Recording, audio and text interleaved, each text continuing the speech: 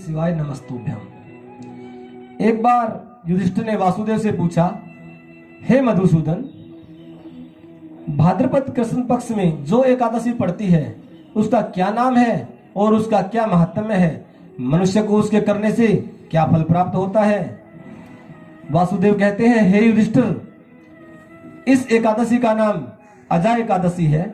यह सब पापों का नाश करने वाली है तथा मनुष्य का मान, सम्मान, प्रतिष्ठा, यहां तक कि अगर किसी राजा का राज्य भी छिन जाए तो यह व्रत उसे भी वापस प्रदान करने की क्षमता रखता है। पूर्व काल में विख्यात हरिश्चंद्र नामक राजा हुए हैं जो बड़े सत्य प्रतिज्ञ थे। वो समस्त भूमंडल के स्वामी और पूर्ण रूप से सत्य बोलने वाले और अपने वचन का पूर्ण तरह से पालन करने वाले थे। किसी क्रम के प्रभाव से उन्हें एक बार राज्य भ्रष्ट होना पड़ा और सत्य प्रतिज्ञा और पुण्यात्मा होते हुए भी उन्होंने अपने पुत्र और अपनी पत्नी को बेचने की तक की नौबत आ गई और स्वयं भी उन्हें एक चंडाल की दास्ता करनी पड़ी। इतने पुण्यात्मा होते हुए भी चंडाल की दास्ता करते करते जब काफी समय बीत गया तो एक बार दुखी होकर वो चिंतित बैठे हुए थे और विचार करने लगे कि मेरा उद्धार कैसे होगा। और सौभाग्यवश वहीं पर महर्षि गौतम का आना हुआ। राजा ने यथायोग्य उठकर उन्हें प्रणाम किया और उनसे अपना सारा दुख का वृतांत सुनाया। महर्षि गौतम ने कहा,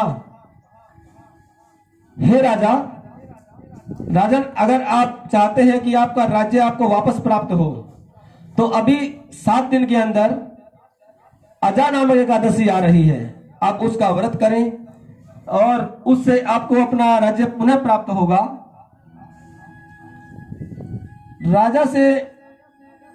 राजा को जब महर्षि गौतम ने उस व्रत का पूरा विधि विधान बतलाया और ऐसा उपदेश किया कि आप इस व्रत का पालन करें, रात्रि में जागरण करें, अगर आप ऐसा करते हैं तो आपको अपनी पत्नी और पुत्र का दोबारा से मिलन हो जाएगा। राजा ने पूर्ण रूप से विधान के साथ उस व्रत को किया, रात्रि जागरण किया। इससे राजा हरिश्चंद्र को अपने पत्नी और पुत्र का सन्निधान प्राप्त हुआ। आकाश से फूलों की वर्षा होने लगी और उन्हें जो अपना खोया हुआ राज्य था वो पुनः प्राप्त हुआ। उन्होंने काफी लंबे समय तक राज्य किया और उसके बाद जब इस धराधाम से गए तो स्वर्गलोक की प्राप्ति हुई। इसी प्रकार आज के मनुष्यों को अगर अपनी प्रतिष्ठा, मान, सम्मान को बनाए रखना है, कोई आपका धन गया हुआ है उसे वापस प्राप्त करना है तो अजा नामक एकादशी का व्रत अवश्य करना चाहिए। रात्रि में प्रभु का जागरण करना चाहिए। और अगर हम इस कथा को विद्वान ब्राह्मणों के मुख से श्रवण करते हैं तो हमें पापों से मुक्ति मिलती है और कथा को श्रवण करने से अश्वमेध यज्ञ का फल प्राप्त होता है। जय जय श्री राधे, जय जय श्री राधे।